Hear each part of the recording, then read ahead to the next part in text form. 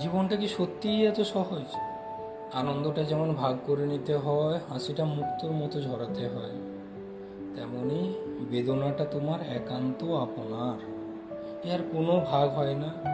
কান্নাগুলো নিজেকেই মুছতে হবে। ছোট ছোট ঝাপটাগুলো যদি একবার সামলে নিতে পারো, দেখবে বড় ঝড়গুলো কেমন সহজেই মানিয়ে নেবে অবলীলায়। নরম মাটি দিয়েই তো অপরূপ মূর্তির সৃষ্টি হয়। শক্ত লোহাকেও পোড়াতে হয়, আরও কাঠিন্য আনতে। আজকের দিনে আমরা কত কিছুই শিখলাম, শুধু হার মানতেই শিখলাম না।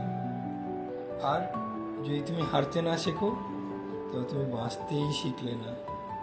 জানি আজ হয়তো এই কথাগুলোর মানে বুঝবি না, কিন্তু বড় হয়ে যদি কোনোদিন পড়িস, দেখবি বাবা মায়েদের শিক্ষার কোনো তুলনা হয় না।